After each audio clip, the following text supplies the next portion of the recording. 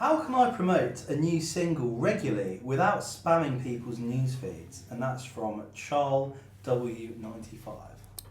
So we're in this era now of social media of we don't want to spam people, but the way we don't spam people is creativity.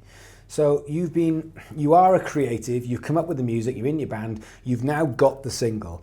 Other than advertising, which is a different form of pushing out content, because that is effectively, if you're doing paid ads for something, which I heartily recommend, it's not cheating. When it comes to the content, if you don't have any budget, lots of people are watching saying, I don't have any money at all for adverts. So in that case, it's going to be organic. Then you've got to think of it from the consumer. Every time you say the new single is out, then if that's all you're saying, they either know about it and they aren't buying it, they've bought it, but after that you're just ramming it home. That is spamming people.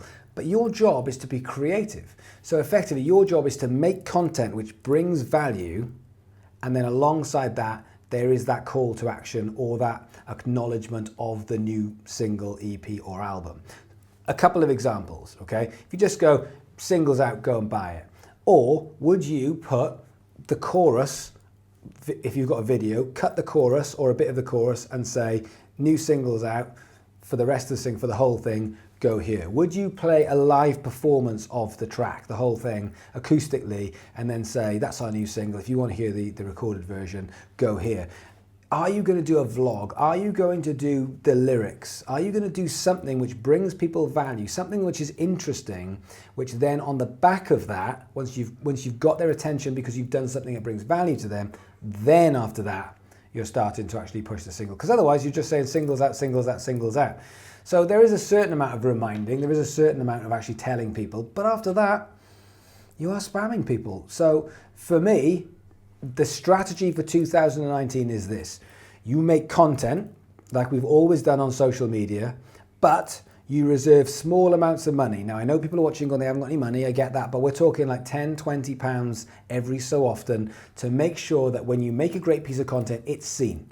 Because whether you like it or not, Facebook is restricting all of the reach because of the algorithm. So therefore, whereas you were getting 1,000 or 5,000 people see your post, you might only be getting 70 or 100 now. So you can cry about it, or you can do something about it. And the way you do something about it for most people is to put a little bit of money into boosting the content that you're putting out there.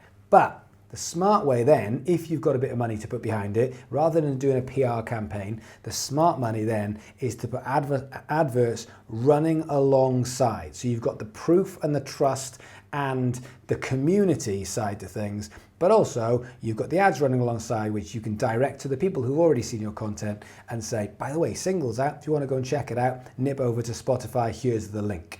So effectively, right, that's the ask, but you've got the value here and the ask here. We didn't used to have to do that. We used to be able to do loads and loads of value on social media, and every so often then you do an ask or you do a promotion. Whereas nowadays people aren't seeing this trust, they're not seeing the proof, they're not seeing the content enough because of the algorithm. So if you don't boost that, but you still start to try and advertise it or push it, at that point all people are seeing is advertising, and that's the bit nobody likes.